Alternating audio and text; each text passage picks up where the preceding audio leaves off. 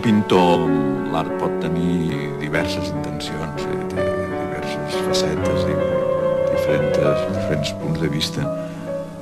Ara, per mi, des del començament, potser el poder més important que jo he vist a l'obra d'art ha sigut el que pot ser un mecanisme que és capaç de transformar la consciència de la gent i portar-la en el que se'n diuen els estats de contemplació de la realitat última.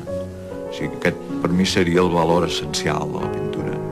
Té altres valors, naturalment, com valors purament estètics o valors ètics o de crítica social i de crítica política, però són valors que jo diria que estan derivats d'aquesta visió. La meva pintura és una meditació sobre la naturalesa humana, ajudar a l'home a comprendre i a desenvolupar totes les seves potencialitats vitals. I també té que ser una reflexió, naturalment, sobre el nostre fi, que és la nostra mort.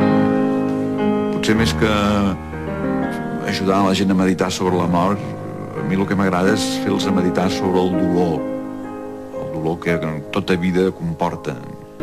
El fet que jo porto el meu nom de Tàpies, que significa mur, precisament, em va, influir més encara que amb un altre artista i em va fer seguir a investigar molt més totes les possibilitats expressives que pot tenir el mur.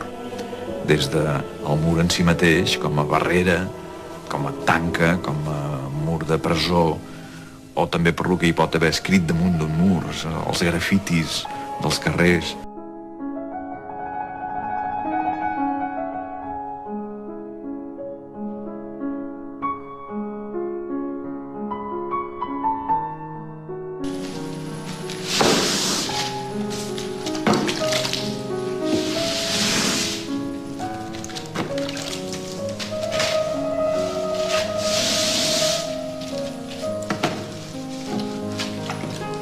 He triat materials que en si mateixos ja fossin expressius i, a més, utilitzats d'una manera que encara contribueix més a la seva comunicació.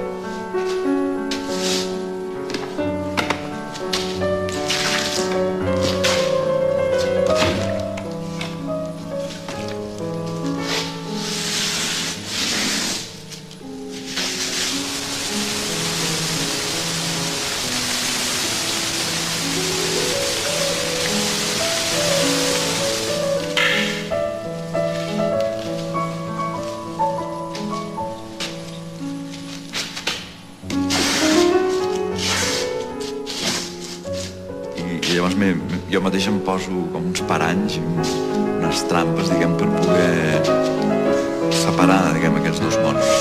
Amb la utilització, per exemple, de materials que s'assequen molt de pressa, que m'obliguen a treballar molt de pressa, també. El treballar molt de pressa és una manera per mi de no donar temps en el raciocini a operar i deixar més lliure en aquest camp de l'inconscient. Ha tornat als seus orígens i torna a expressar aquest fons tan difícil de manifestar amb el llenguatge corrent i que només es pot dir de formes negatives, com són molts símbols i moltes imatges.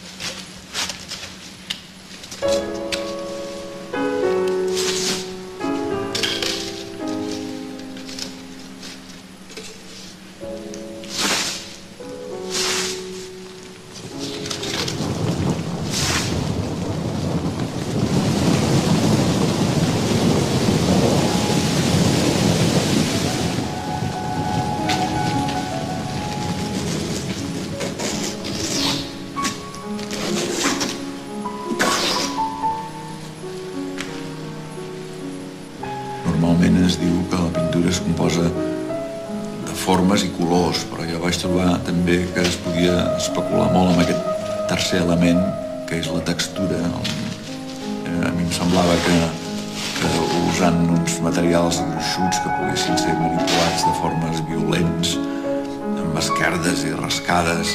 Era una manera de poder-me expressar diferent de la pintura acadèmica normal.